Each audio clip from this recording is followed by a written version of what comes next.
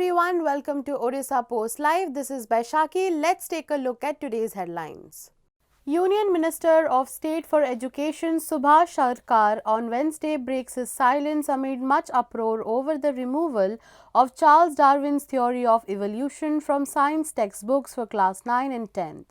According to reports, Chapter 9 of the science textbook has been simplified for the students. The scientific community, on the other hand, considers the elimination of Darwin's theory of evolution to be a travesty of education and contends that without exposure to this important scientific finding, students' ability to think critically would be hampered.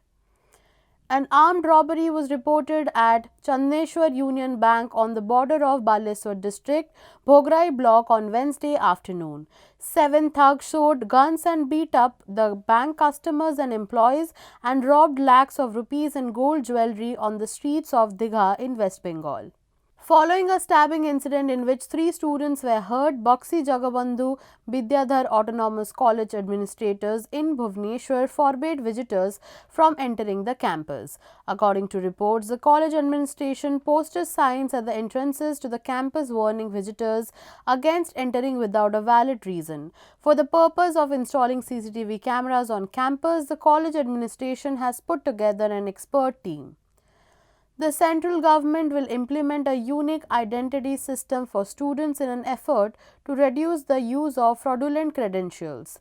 Anil Sahasrabudhe, the National Educational Technology Forum's chairman, said this Wednesday outside of the third meeting of the G20 Education Working Group in Bhubaneswar. The NETF chairman's remark coincided with massive fake educational credential rackets being targeted in different regions of Odisha.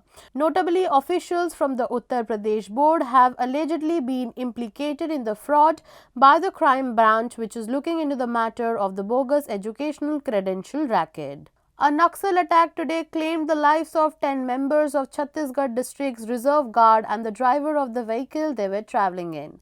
After learning that they were Naxalites in the Aranpur neighborhood of Dantewada, security forces from the district reserve guard went there. They were engaged in local anti-Maoist actions. Bhupesh Baghel, the Chief Minister of Chhattisgarh, responded to the tragedy by stating that Naxals responsible for the attack will not be spared. Yesterday marked the start of Day 4 of the Supreme Court's hearing on a group of at least 15 petitions for marital equality in India. On the final day of hearing the arguments, the petitioners were heard by the court. The value of the family as well as the rights to equality and life were raised by petitioners. Since other parts of marriage are controlled by personal laws, the bench is debating whether to limit the case to merely SMA interpretation. The Kerala State Council of Educational Research and Training's Curriculum Steering Committee resolved yesterday to add the sections left out of the state school curriculum by the National Council of Educational Research and Training. The addition of sections left out of the syllabus by NCERT was considered at the Curriculum Steering Committee meeting held today. V. Shivankutty, the Minister of Public Instruction, was given permission by the committee to consider the issue with the administration and make a judgment. The Delhi police argued that a preliminary investigation would be required before a case is registered over the sexual harassment claims made by wrestlers a day after the Supreme Court gave the Delhi police notice regarding a request for the registration of a FIR against Wrestler Federation of India President Brij Bhushan Singh. The subject will be discussed in court once more Friday. Senior attorney Kapil Sibal made the comments claiming that despite the charges of sexual harassment, no FIR has been initiated. After 2 top journalists revealed that Islamabad lacks the weapons and economic might to combat India, Pakistan increased the stakes in a move to save face. The Pak Army's operational readiness was disputed by DGISPR General Ahmad Sharif. If the circumstances arises, Jain Sharif has warned to bring the battle to India's territory. Operation Bhandar was the code name given to the whole operation of the launching of airstrikes and successfully returning to Indian land.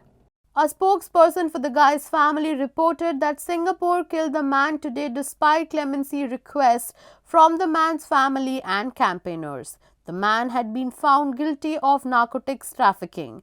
In 2013, Tangraju Supai 46 was found guilty of aiding in the trafficking of more than 1 kg of cannabis, a crime punishable by the death penalty in the city-state, which is renowned for its strict drug regulations. That's all for the headlines. Stay tuned to Orissa Post Live for more such updates.